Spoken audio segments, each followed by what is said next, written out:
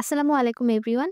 শীত আয়োজনে আজকে আপনাদের জন্য রয়েছে বাংলাদেশের জনপ্রিয় একটি পিঠার রেসিপি। আর সেটা হচ্ছে তেলের পিঠা বা পোয়া পিঠা।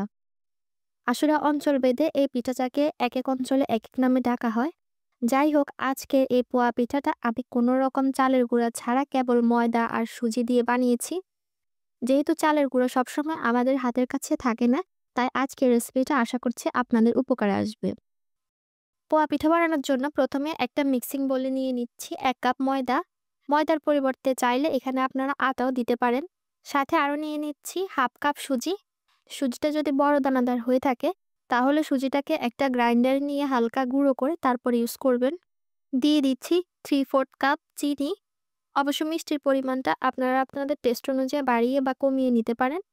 আর সাথে আরও অ্যাড করে দিচ্ছি স্বাদমতো লবণ। এবার এই শুকনো উপকরণগুলোকে হ্যান্ড হুইস্কের সাহায্যে ভালোভাবে মিশিয়ে নিচ্ছি। শুকনো উপকরণগুলো ভালোভাবে মিশিয়ে নেওয়ার পর এখানে দিয়ে দিচ্ছি ১ কাপ পানি। পানিটা কিন্তু এখানে হালকা কুসুম গরম ইউজ করতে হবে। হালকা কুসুম গরম বলতে একটা আঙ্গুল চুবিয়ে রাখা যায় এরকম সহনীয় তাপমাত্রা হতে হবে। এই পিঠার ব্যাটারটা তৈরি করতে আমার পানি লেগেছে ১.৫ কাপ। প্রথমে আমি ১ কাপ পানি দিয়ে ভালোভাবে ব্যাটারটা ফেটিয়ে নিয়েছি।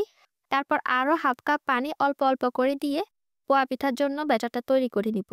এই পিঠার ব্যাটারটাকে সময় নিয়ে ভালোভাবে ফেটিয়ে দিতে হবে, যাতে করে এর মধ্যে কোনো লাম্পস না থাকে আর ব্যাটারটা অনেক বেশি স্মুথ হয়।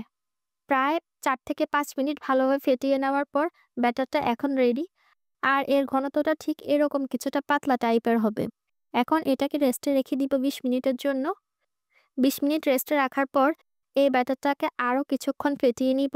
মনে রাখবেন, পিঠার ব্যাটারটাকে যত সময় নিয়ে ভালোভাবে ফেটাবেন তত পিঠাগুলো ফুলবে।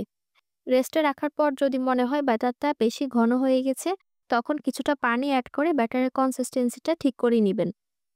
পিঠাগুলো বানানোর জন্য চুলায় একটা কড়াই বসিয়ে এতে পরিমাণ মতো তেল গরম করে পিঠার ব্যাটারটা দিয়ে দিচ্ছি।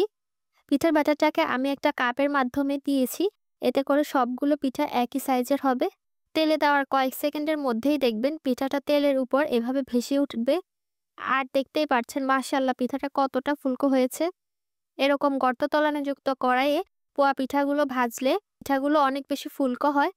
যদি আপনারা সমান তলানিওয়ালা প্যানে পিঠাগুলো বানান তাহলে এই পিঠাগুলো অতটা ফুলকো হয় না। তো পিঠাটাকে উল্টে পাল্টে পছন্দমতো কালার করে ভেজে তেল ছড়িয়ে উঠিয়ে নিচ্ছি। আপনাদের বোঝার সুবিধার্থে আমি আরও একটা পিঠা আপনাদেরকে ভেজে দেখাচ্ছি। প্রত্যেকটা পিঠা তেলে দেওয়ার আগে অবশ্যই তেলের টেম্পারেচারটা একটু চেক করে নিবেন। যদি দেখেন তেলটা বেশি গরম হয়ে গেছে, তখন চুলার আঁচটা কমিয়ে কিছুক্ষণ ওয়েট করে তারপর পিঠার ব্যাটারটা দিবেন। পারফেক্ট পোয়া পিঠা বানানোর জন্য তেলের টেম্পারেচারটা কিন্তু অনেক বেশি গুরুত্বপূর্ণ।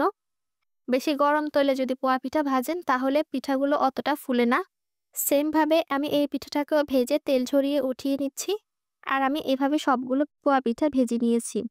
পোয়া পিঠার জন্য ব্যাটারটা তৈরি করতে আমি পানি ব্যবহার করেছি, তবে আপনারা পানির পরিবর্তে এখানে চাইলে কুসুম গরম দুধও ইউজ করতে পারেন।